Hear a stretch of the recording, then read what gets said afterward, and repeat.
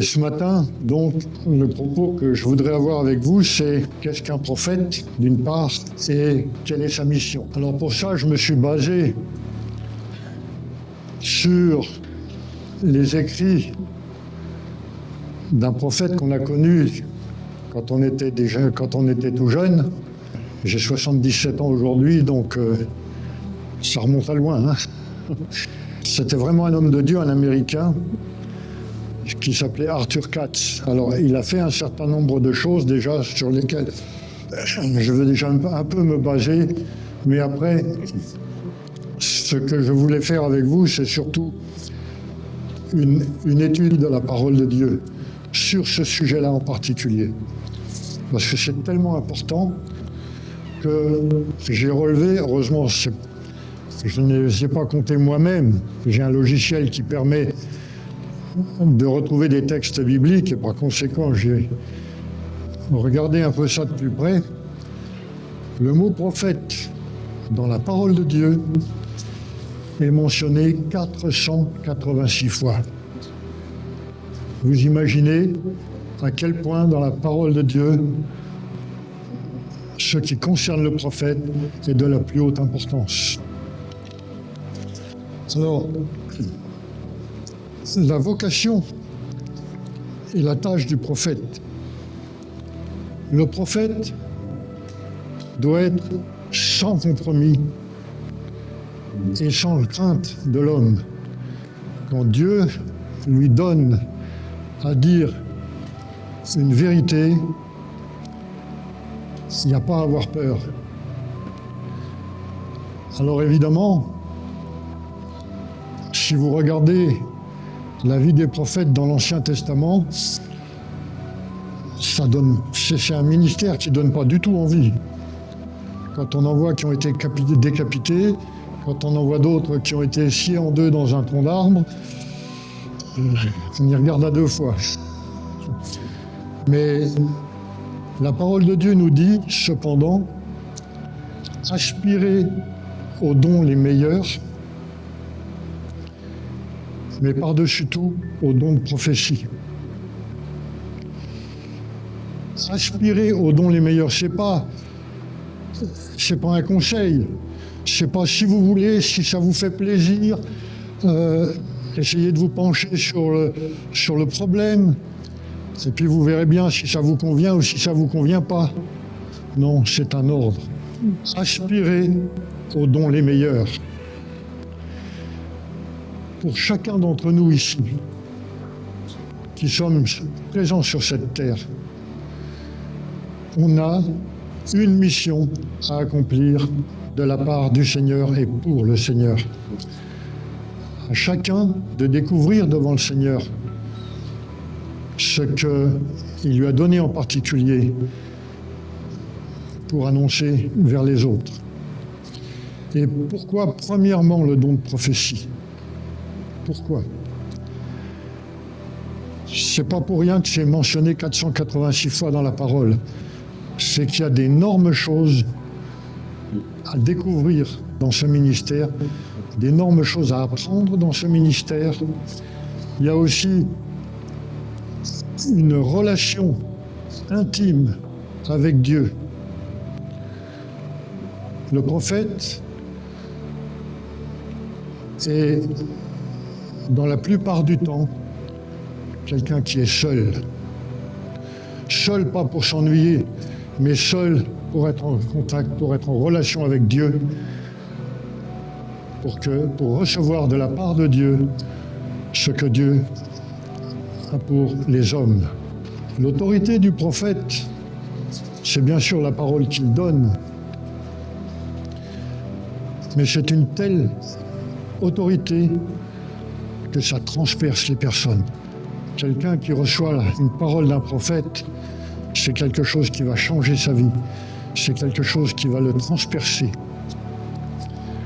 Alors je ne parle pas là, bien sûr, ni de Nostradamus, ni de Madame Soleil, vous pouvez bien l'imaginer. C'est vraiment la relation directe avec Dieu.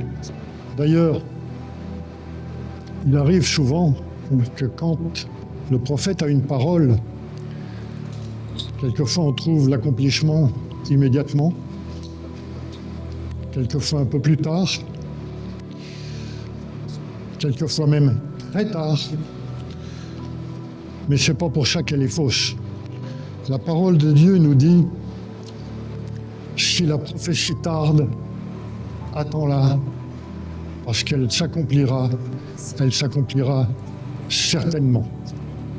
Et là, j'ai un petit témoignage à vous apporter à ce sujet.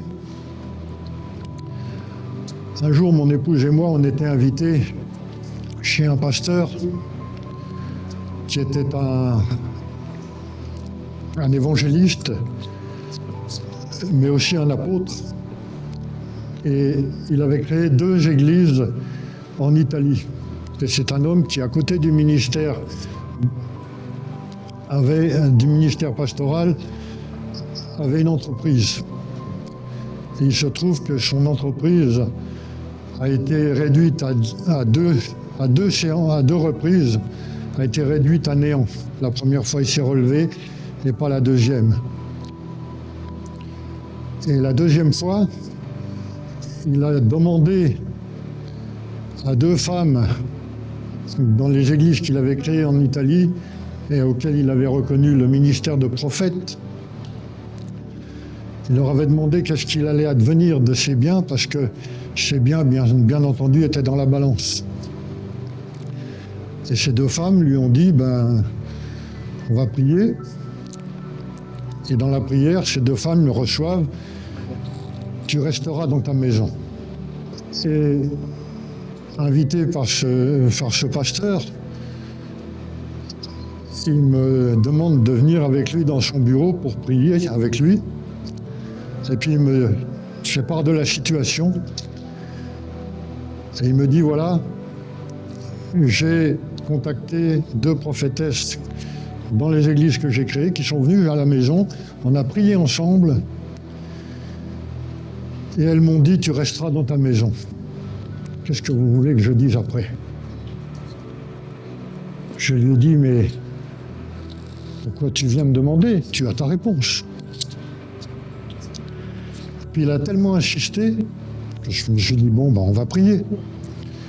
Et plus on priait, plus je recevais, tu vendras ta maison, tu vendras ta maison, tu vendras ta maison. Je dis, mais Seigneur, c'est pas possible. Ces 2 femmes prophétesses, elles lui ont dit, tu resteras dans ta maison. Moi, je reçois, tu vendras ta maison. Il y a quelque part quelque chose qui ne colle pas, ou c'est ces 2 femmes-là qui sont fausses prophétesses, ou c'est moi. Mais vous allez voir l'humour de Dieu. Pendant longtemps, j'ai essayé d'éviter cet homme parce que je me suis dit, c'est moi le faux prophète, il n'y a pas de souci. J'ai dit quelque chose, c'est de mon intelligence et ça ne venait pas de Dieu. Et puis un jour, cet homme-là, il vient dans notre église parce qu'il n'y avait pas de culte chez lui. Et puis à la fin du culte, ça me bouillonnait. Maintenant, il faut vraiment mettre un terme à ça. Je vais lui poser la question. Je lui dis, écoute, tu te rappelles de cette situation-là? Il me dit oui. Je dis, écoute, maintenant, j'aimerais bien savoir où ça en est parce que je vis mal les choses depuis ce moment-là. Et il me dit, écoute, j'ai vendu ma maison. J'ai poussé un soupir. Je me suis dit, c'est pas moi le faux prophète. Et entre-temps que je pensais ça, il continue en disant, mais le Seigneur permet que je reste dedans jusqu'à la fin de mes jours. Vous voyez l'humour de Dieu? Les 2 avaient une part de la vérité. Et des fois, vous savez, devant le Seigneur, il ne faut pas s'étonner qu'il arrive des choses comme ça. Des fois, c'est impressionnant. Et maintenant, je voulais en venir à quelle est la place du prophète dans les ministères. Il y a un texte, c'est dans Éphésiens 4, au verset 11. Il est dit, il a donné les uns comme apôtres, les autres comme prophètes, les autres comme évangélistes, les autres comme pasteurs et docteurs. Alors, j'aime bien représenter ce texte de manière visuelle. Vous prenez les 5 doigts de la main et vous commencez les apôtres, les prophètes, les évangélistes, les pasteurs, les docteurs. Et si vous posez votre main comme ça, vous voyez une chose, c'est que tous les 5 ministères fonctionnent ensemble, mais c'est le docteur qui porte tout. Maintenant, au niveau de la prophétie, il y a plusieurs types de prophéties. Je les ai classés en 3 catégories. Vous avez ce qu'on appelle les prophéties éternelles. C'est quoi la prophétie éternelle? C'est la prophétie qui a été donnée une fois pour toutes. Du début de la création jusqu'à la fin du monde, ça a été donné une fois. Un exemple, l'univers, le monde a été créé par la parole, a été créé par Dieu. Ça ne sera pas créé une deuxième fois.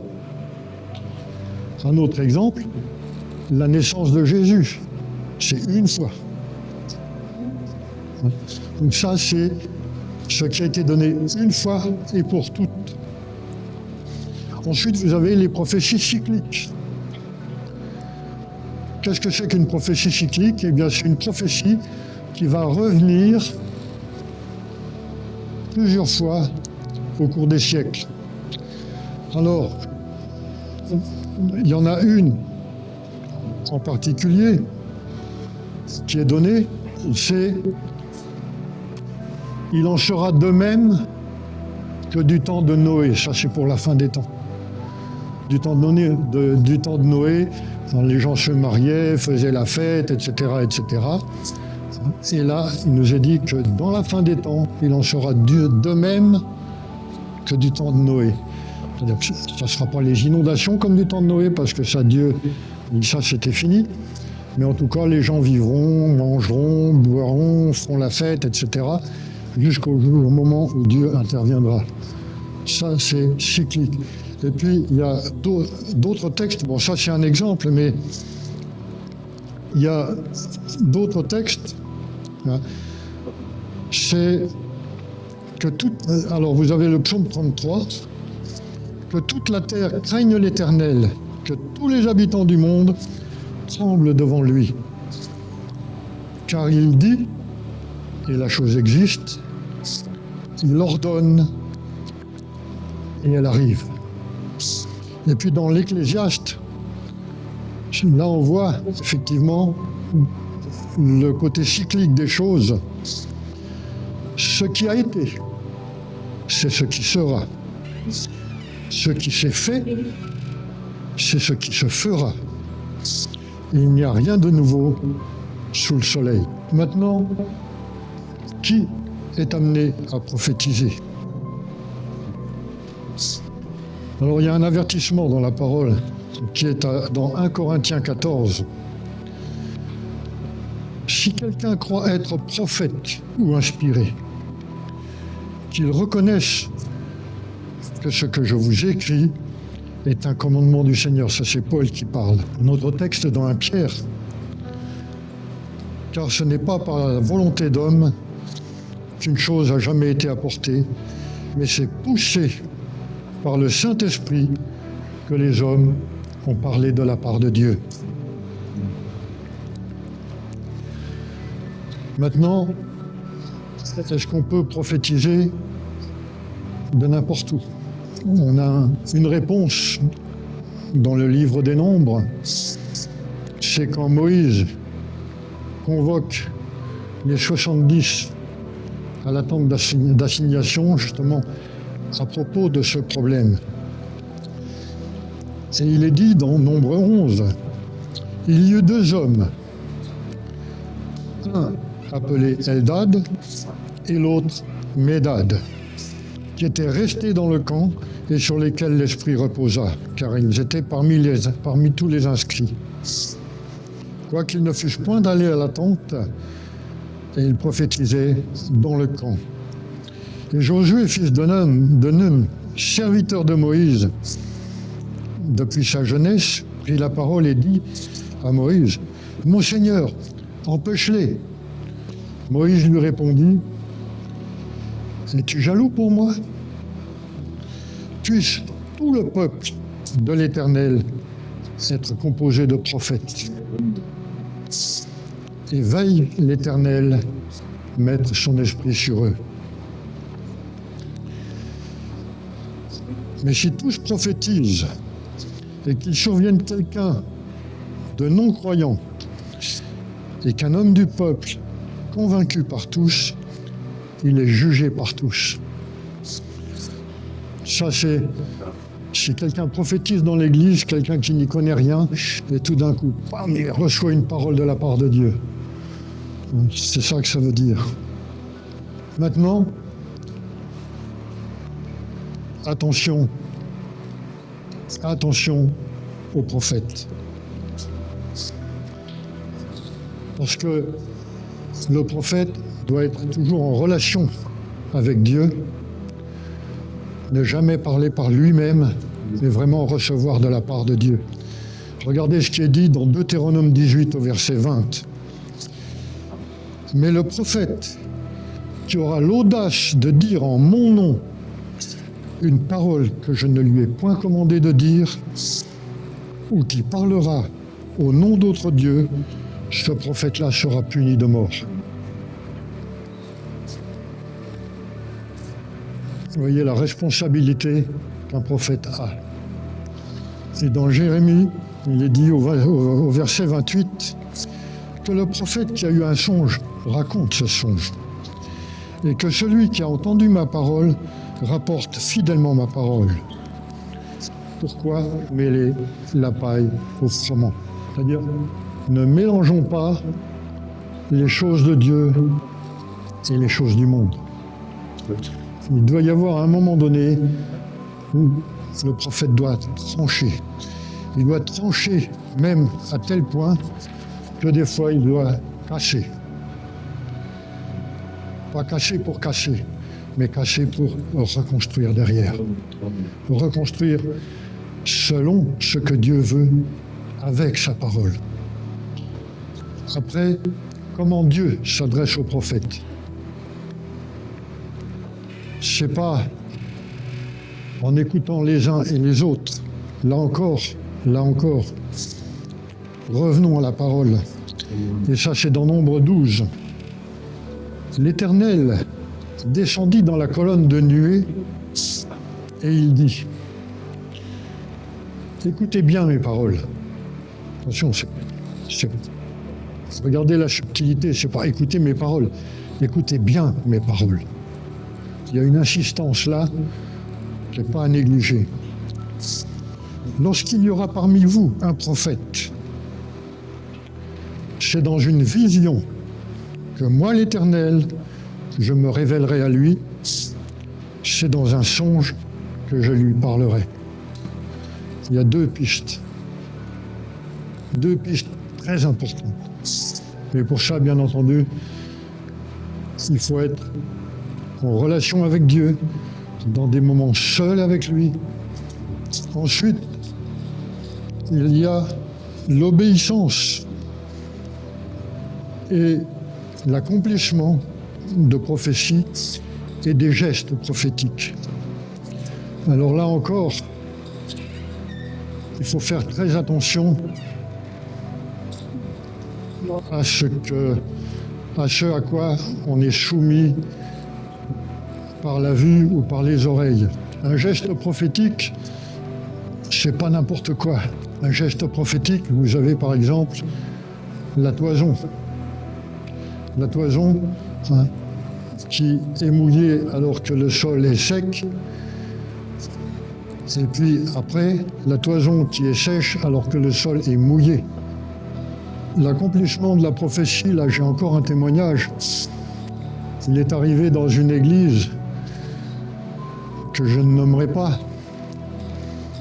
un conseil d'église qui avait découpé une carte de France une grande carte de France dans un bout de moquette. Et puis vous aviez tout le conseil d'église qui était là à saisir cette carte de France et puis la secouer devant tout le monde comme ça, en disant on va secouer la poussière de la France. Attention. Attention. Attention à ce qui nous est demandé par le Seigneur et ce qui ne nous est pas demandé. C'est des choses qu'on croit qui vont marquer, oui, ça va marquer, mais malheureusement pas dans le bon sens. Maintenant, dans Habakkuk, au chapitre 2, le prophète doit être à son poste. Et il dit, j'étais à mon poste et je me tenais sur la tour. Je veillais pour voir ce que l'Éternel me dirait et ce que je répliquerais après ma plainte. L'Éternel m'adressa la parole et dit, écris la prophétie et grave-la sur les tables. Là, c'est aussi très important. Quand on entend quelque chose sous forme de prophétie, entre guillemets ou pas entre guillemets, c'est important, c'est très important de noter les choses. Pourquoi ? Parce que, comme je l'ai dit précédemment, si ça ne s'accomplit pas tout de suite, il faut attendre l'accomplissement. Et ça n'est que quand l'accomplissement vient ou ne vient pas, qu'on sait si c'était une vraie ou une fausse prophétie. Parce qu'il faut avoir quelque part un point de repère. Tiens, il a été dit ceci dans l'Église à tel moment. Où est-ce que ça en est ? Qu'est-ce que c'est devenu ? Est-ce qu'il faut encore attendre ? Pourquoi ça s'accomplit pas ? Etc. Et il faut l'écrire, tout simplement parce que c'est pas pour dire, ah bah regardez, dans cette église, on est fort, on reçoit des choses. C'est pas pour faire un listing de toutes les bénédictions que le Seigneur accorde à l'église. C'est pour vérifier d'ailleurs, l'apôtre Paul le dit lui-même, que même ce que lui disait, il fallait vérifier dans la parole. Et vous avez un exemple, c'est les chrétiens de Béret. Qu'est-ce qu'il est dit par rapport aux chrétiens de Béret ? Chaque jour, ils vérifiaient dans la parole ce qui leur était annoncé. On a cette responsabilité de ne pas tout avaler, couleuvre et tout ce qu'on veut. On a à vérifier dans la parole si on veut vraiment rester dans le plan de Dieu. Après, le ministère de prophète, comme je vous ai dit à la fin, rechercher les dons les meilleurs et d'abord le don de prophétie. Quand on voit ce qui s'est passé dans l'Ancien Testament, non. Et là, j'ai aussi un témoignage. Alors là, c'est un témoignage personnel. On était dans une convention où j'écoutais le pasteur qui était en train de prêcher. J'étais à côté de lui parce qu'on n'avait pas la technique moderne d'aujourd'hui. C'était des magnétophones, vous savez, avec les anciennes bandes, là. Et puis moi, j'étais à côté de lui parce que quand il s'arrêtait de parler, moi, j'appuyais sur le bouton pour arrêter la cassette et je rappuyais pour redémarrer la cassette parce que c'était des cassettes qui duraient 90 minutes. Donc, pour pas avoir... voilà. C'était la manière de faire à l'époque, hein. On n'avait pas toute la mécanique d'aujourd'hui. Et moi, j'étais troublé par quelque chose. J'avais l'impression que c'était Satan qui voulait m'empêcher d'écouter ce que le pasteur prêchait. Et c'était vraiment extraordinaire.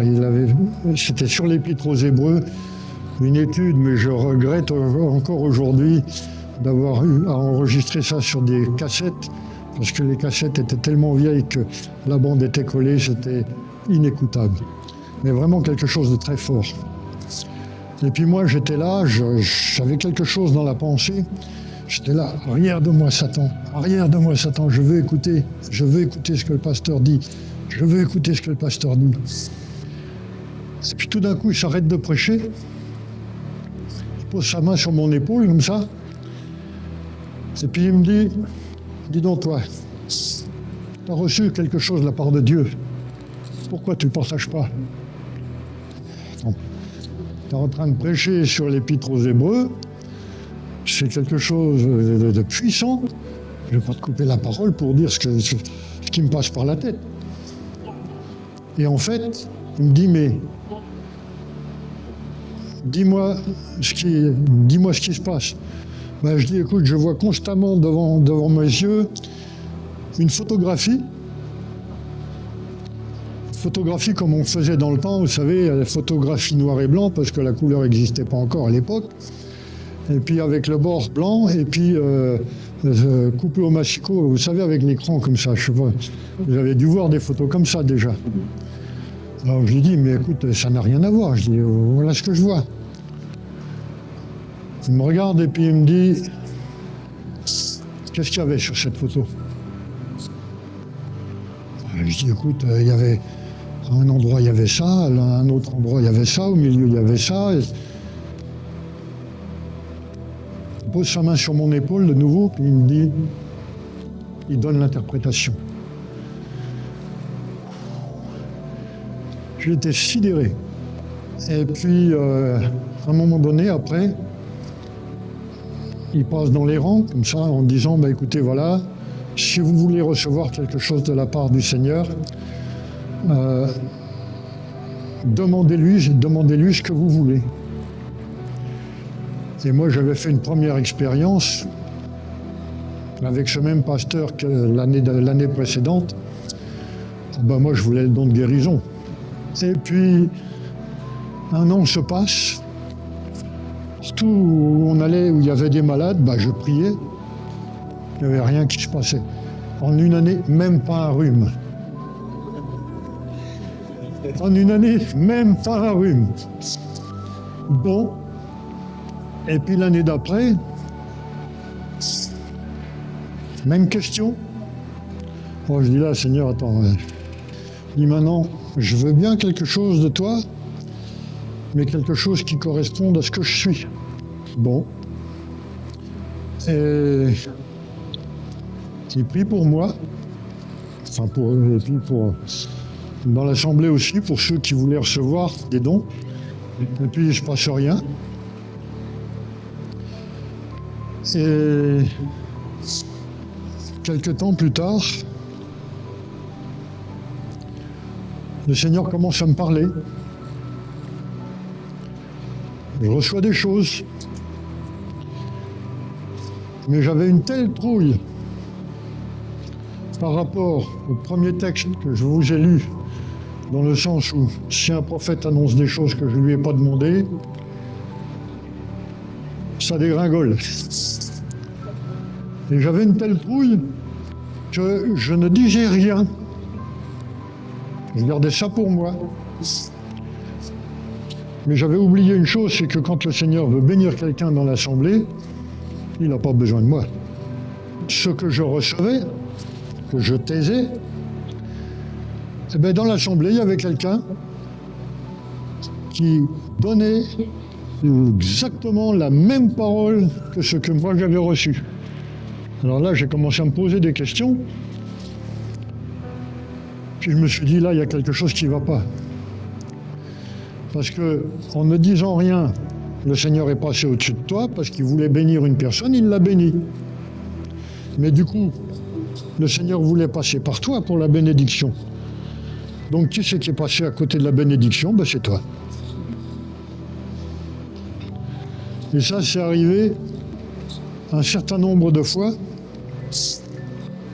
jusqu'au jour où j'ai enfin ouvert ma bouche. Mais j'ai dit au Seigneur, j'ai dit, écoute, moi, je veux surtout pas me tromper. Donc si tu veux passer par moi pour donner quelque chose, je veux le paquet tout fini. Emballé avec le beau ruban, machin et tout. Bon. Le Seigneur était dans le sens que je lui demandais. Et puis, ça a duré qu'un temps.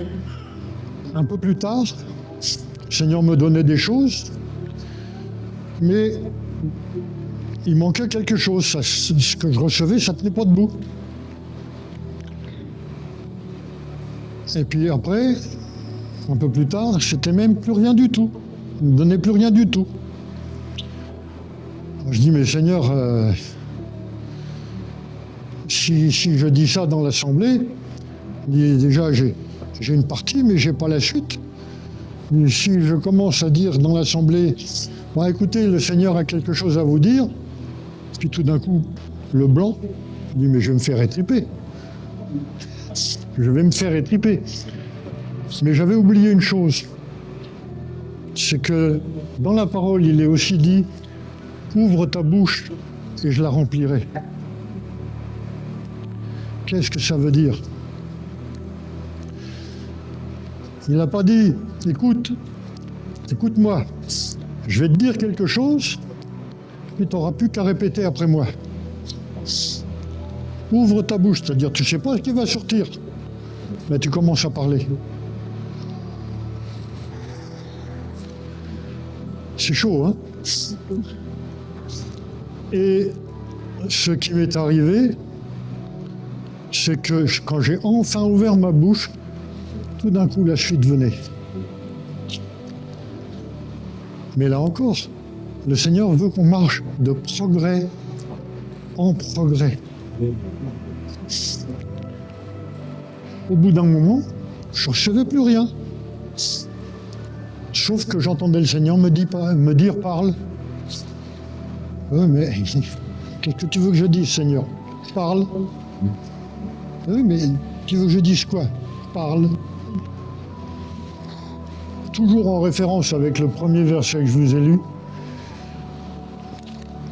C'est impressionnant comment Dieu s'adresse à nous. Et Moïse, il était un peu dans ce cas-là aussi. Hein? Et les gestes prophétiques, je vous ai parlé de la carte de France découpée dans un bout de moquette, mais il y a d'autres gestes prophétiques dans la parole. Si Moïse, devant la mer Rouge, n'avait pas levé son bâton, la mer ne se serait pas ouverte.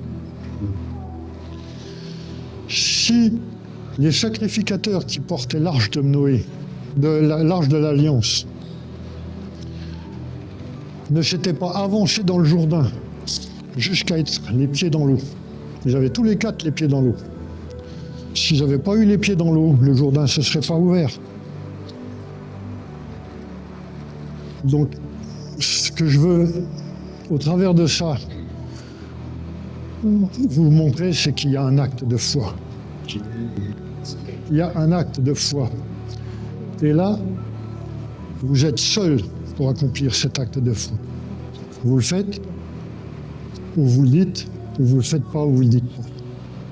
Il y a une relation de confiance entre le prophète et Dieu. Et ça, on le retrouve dans Amos 3, au verset 7. Il est dit ceci au verset 7, « Car le Seigneur l'Éternel ne fait rien sans avoir révélé son secret à ses serviteurs les prophètes. » Je le répète, le Seigneur l'Éternel ne fait rien sans avoir révélé son secret à ses serviteurs les prophètes. Alors quand on voit aujourd'hui ce qui se passe dans le monde, au niveau de nos gouvernements, on peut se poser la question, où sont les prophètes qui sont censés avertir le peuple sur ce qui se fait contre la volonté de Dieu? vous avez aussi dans Jean 13, c'est Jésus qui prophétise à ce moment-là, avant la trahison de Judas, au verset 26. Celui qui mange le pain avec moi a levé son talon contre moi. Dès à présent, je vous le dis, avant que la chose arrive, afin que lorsqu'elle arrivera, vous croyez en qui je suis. Et il nous est dit aussi encore, dans 1 Jean, bien-aimés, n'ajoutez pas foi à tout esprit, mais éprouvez les esprits. On en revient aux chrétiens de Béret qui analysaient toutes choses face à la parole de Dieu. Bien-aimés, n'ajoutez pas foi à tout esprit, mais éprouvez les esprits pour savoir s'ils sont de Dieu. Car plusieurs faux prophètes sont venus dans le monde. Et alors c'est là où on a un problème, si vous voulez. C'est dans Romains 11, au verset 29. Car Dieu ne se repent pas de ses dons, ni de son appel. Alors là, il y a quelque chose auquel il faut faire très attention, c'est quand quelqu'un prophétise sur vous, il faut connaître la personne et connaître ses antécédents, son arrière-plan. Parce qu'il arrive souvent, enfin, on a eu quelques exemples comme ça, que si la personne, avant de se convertir, avant de prêcher, a été dans l'occultisme, eh bien là vous avez des choses qui se mélangent. Si la personne n'a pas coupé d'une manière officielle, définitive, avec son passé occulte, le passé occulte peut revenir à un moment donné ou l'autre et se mêler à la prophétie. Et là, vous êtes emmené dans des chemins de travers. Donc il faut faire très attention à ça. Celui qui prophétise sur vous, quel était son passé? Parce que Dieu ne se repent pas de ses dons. C'est dit, hein? Dieu ne se repent pas de ses dons. Donc s'il vous a donné un don, il vous l'a donné pour toujours. Et c'est à vous, après, à rester maître de ce qui se passe. Vraiment couper avec ces choses-là. Encore un témoignage à propos de ça. Mon épouse, à un moment donné, était en recherche de sa paternité. Parce qu'elle n'a pas connu son papa. Et comme tout le monde, on aime bien savoir d'où on vient, etc., etc. On a fait des recherches, on en a parlé. Et il y a quelqu'un qui a prophétisé sur elle. Alors il faut savoir que ma belle-mère était militaire et qu'elle a fait 2 séjours en Indochine pendant la guerre d'Indochine. Et c'est dans cette période-là que Micheline a été conçue. Et cette femme qui se présentait comme prophète a dit à mon épouse, écoute, dans ce que je reçois, ton papa, ça devait être un prince chinois. Ben, si vous regardez mon épouse, je ne vois pas qu'elle a les yeux bridés. Hein. Alors ça, c'était déjà une première alerte, si vous voulez. Ce qui fait attention à ce qui vous est dit. Et puis par la suite, nos enfants s'intéressant à la généalogie, on est allé sur Internet et puis on a créé un arbre généalogique sécurisé sur Internet. Et à un moment donné, ils proposaient gratuitement de faire un test ADN pour essayer d'aller plus loin dans la recherche. On fait ce test ADN, mon épouse et moi. et puis on reçoit quelques temps plus tard les résultats. En fait, de prince chinois, la généalogie de mon épouse, au niveau géographique, c'est l'Allemagne, la Suisse, la France. Donc, vous voyez, on a à vérifier tout ce qui nous est dit et à tout moment. N'avalons pas n'importe quelle couleuvre. Là aussi, on a d'autres exemples. Des couples qui se sont mariés. Ah le Seigneur m'a dit qu'un tel serait ton mari, ou le Seigneur m'a dit qu'un tel serait ton épouse. Et puis j'ai des mariages qui sont cassés, qui ne tiennent plus. Et à ce sujet-là, encore un témoignage, un peu drôle peut-être, mais enfin, c'est un homme d'une soixantaine d'années quand on l'a connu, qui n'était pas chrétien, mais qui a été amené à la foi par un de ses fils. Et puis, il a grandi dans la foi. Malheureusement, il a divorcé. Et puis, il s'est dit, je vais faire une école biblique. Donc, il est allé en Angleterre faire une école biblique. Alors, à 60 ans, il s'est retrouvé avec des petits jeunes de 20, 25, 30 ans maximum. Et puis, au bout de quelques temps, le divorce, ça lui pesait, il était seul. Et il voit une belle jeune fille de 30 ans de moins que lui. Et puis il va la voir en lui disant, écoute, le Seigneur m'a dit que tu serais ma femme. Alors elle le regarde droit dans les yeux, puis elle lui dit, mais le Seigneur il m'a dit que tu ne seras pas mon mari.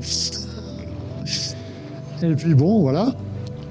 Et puis continuer l'école biblique. Et puis au bout d'un moment, il disait, mais écoute Seigneur, j'ai besoin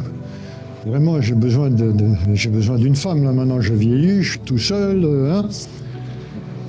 Et le Seigneur lui répond, mais il lui répond par une référence biblique. Alors qu'est-ce qu'il fait? Il ouvre sa Bible, il va à la référence biblique que le Seigneur lui avait donnée, et qu'est-ce qu'il lit? Retourne vers l'épouse de ta jeunesse. C'est ce qu'il a fait, oui, parce que il n'était pas marié, sa femme s'était pas mariée non plus, donc c'était possible. Mais on voit là comment le Seigneur agit dans les vies, c'est impressionnant. Après, dans Ésaïe 10, il nous est dit aussi « Malheur à ceux qui prononcent des ordonnances iniques. Malheur aux prophètes qui annoncent des choses mauvaises. À ceux qui transcrivent des arrêts injustes pour refuser justice aux pauvres et ravir leurs droits aux malheureux de mon peuple, pour faire des veuves leur proie et des orphelins leur butin. Que ferez-vous au jour du châtiment et de la ruine qui, du loin, fondra sur vous? Vers qui fuirez-vous pour avoir du secours? Où laisserez-vous votre gloire? Les uns seront courbés parmi les captifs, les autres tomberont parmi les morts. Malgré tout cela, sa colère ne s'apaise sur vous et sa main s'appesantit encore. Maintenant, il y a aussi quelques recommandations par rapport à tout cela. Dans Romains 12, il nous est dit, puisque nous avons des dons différents, rappelons-nous au début, que chacun recherche les dons les meilleurs. Et donc, puisque nous avons des dons différents, selon la grâce qui nous a été accordée, que celui qui a le don de prophétie l'exerce selon l'analogie de la foi. Alors, qu'est-ce que c'est l'analogie de la foi? C'est le principe suivant lequel il suffit que la foi soit analogue ou conforme aux Saintes Écritures pour obtenir la vérité sans l'intervention de l'Église ni du secours des traditions. C'est vraiment toujours en relation avec Dieu. Et là, dans 1 Thessaloniciens, c'est ce que je vous disais déjà avant, ne méprisez pas les prophéties, mais examinez toutes choses, Retenez ce qui est bon. N'acceptez pas les prophéties de couloir. C'est-à-dire que dans l'Assemblée, au moment de la pause, on prend un peu de temps, on discute avec les uns, avec les autres. Si quelqu'un vient vous dire, écoute, j'ai reçu quelque chose pour toi, confrontez-le avec quelqu'un dans l'équipe et pas autrement. Voilà.